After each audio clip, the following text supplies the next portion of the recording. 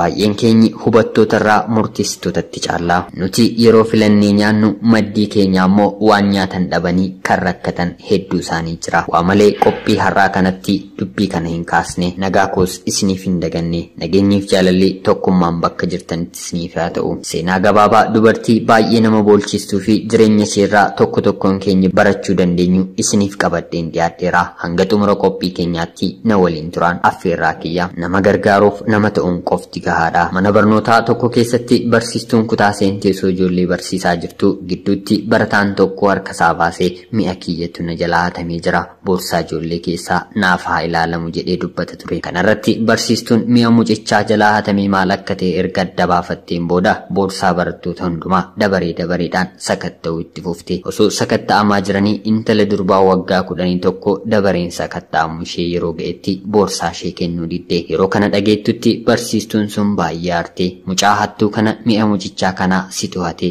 ati hattuudha. Amma otoo poolisii sitti hin waamin dafii boorsaa kee akkan sakatta'u natti kenni jettee intala daddarbattee ijoolleen hundinus hattuu jedhanii itti kolfuu fi itti iyyuu jalqabanii. Intallis yeroo sagalee dheekkamsa barsiisuu fi waca ijoollee dhageettetti naasuu daangaan qabniin naatee baay'ee sirfatte. Kanarraa ka'uun dafqirraa dhangala'ee qaamni ishee hundinuu hollachuu jalqabe. Intalli baay'ee waan naateef barsiistuu isheetiin adaraa yaa barsiistuu koo ani hattuu miti, yoo barbaaddeef hodhu boorsaa koo sakatta'e, garuu ijoollee kana duratti miti qofaatti achinaa baasinaa sakatta'e jettee jilba isheetti jilbeenfattee boossee kadhatte. Barsiistuun sun garuu asumattiin siin sakatta'a malee bakka dhoksaattiin sakatta'u jettee diddee. Sagalee wacaa kan dhagaan barsiisonnii fi qindeessitoonni mana barnootaa kanaa keessa jiran tokko osoo hin hafiin deemanii dhufanii. Yommuu laananis intala xiqqoo waggaa 10 miila barsiistuu ishee jalatti jilbeenfattee boorsuu fi barsiistuu ija ishee babaasaa intalatti aartu arganii hundinuu maal ta'e jedhanii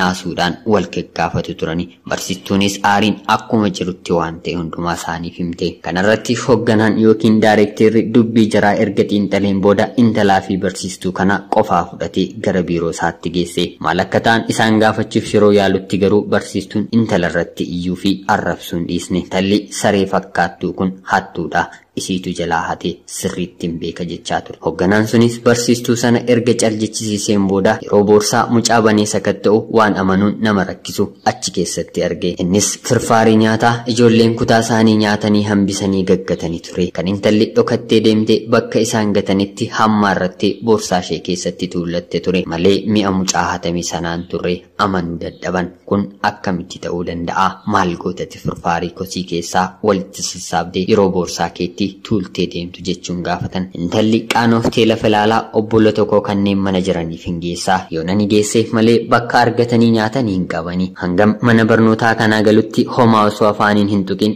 akka eda galgala nyaatanitti hagabuu taa'anii na eegu jettee qaaniidhaan deebisteef. Kanarratti hoogganaan sun bakka taa'aa jiru ol ka'ee gara intalaatti siqee mataa ishee ofitti harkisee rifeensa mataa ishee qaqqabaa, jabaadhu homaa hin sodaatini, mee waa'ee abbaa kee fi haadha kee natti himi jedhee gaafate. Intallis imimmaan ishee dhangalaasaa abbaan koo kan nu jiraachisu konkolaachisaa waan tureef guyyaa tokko garuu reeffa isaatu nuuf maal jennaan balaa tasaan konkolaataa kan biraa wajjin walitti rukutame akka du'e nuuf himanii. Inni kanaan addaan nurraa ba'e. Haati keenya immoo kan ittiin nu jiraachiftu galii addaa hin qabdu turte. Sababa kanaaf akka tasaa du'uu abbaa koo yeroo dhageettetti of wallaaltee kufte. Achiis gara hospitaalaatti geeffamtee utuu hin turin reeffi ishee nuuf deebi'e. Obbolaa dhiiraa xixiqqaa lama qaba. Isaaniin manatti dhiiseen dhufe fira tokkollee waan hin qabneef garagalee namni nu ilaalu hin jiru. Kanarraa ka'uu waan nyaannus ta'e waan dhugnu tokko hin qabnu. Kanaafuu firfaarii gatamaa kana fuudhee galeen kennaafi jedheen akkasiin godhe jette. Adaraa barattootatti naan himinaa. Yoo ta'ellee har'aa kaasee gara mana barnootaa kanaa dhufe isin hin jeequ, barnoota koonan dhaabaa. Isin garuu adaraa barattootatti naan himinaa jettee morma ishee gadi cabsitee sagalee ciccitaa boo'icha imimmaaniin guuteen kadhatte. Kanarratti hoogganaan sun ofitti qabanii hammachuun sossoo'uu eegalanii. Egaa nutis booda gaabbuurra jalqabuma osoo namatti hin murteessiin dura haala namootaa dursine miiraaf yaadaan qabne hubachuuf haa yaalluun jedha. Kabajamoo dhaggeeffattootaa fi hordoftoota qophii Oromiyaa 24 seenaa mucayyoo daa'ima waggaa 10 irraa ergaa guddaa barattaniitu jedheen abdii qaba. Dhuguma isiniin jedhaa seenaa kanaan kan wal fakkaatu fakkaatan naannoo keenya namoota kumaatamatu nu maddii jira. Qabeenya keenyaan nurraa hafee gargaaruu dhiisuu ni dandeenya ta'a. Namoonni gurguddaan akka jedhanitti nama gargaaruuf nama ta'uun qofti gahaadha. Waan gara biraa waan guddaa gochuu miti. Namoota naannoo keenya jireenya gadaanaa fi seenaa gaddisiisaa jiraataniitiif kan biraa dhiisnee nagaa mayyuu haa gaafannu. Nageenyi nuti gaafannu kennaa kamirrayyuu isaaniif ni caala. Isaan qofaa isaanii jiraatu. Nama irratti abdii qaban tokkollee hin qaban. Nagaa gaafachuun keenyi abdii guddaa jireenya isaanii keessatti hora. Waan dhaggeeffattaniif guddaa isiniin galateeffadha.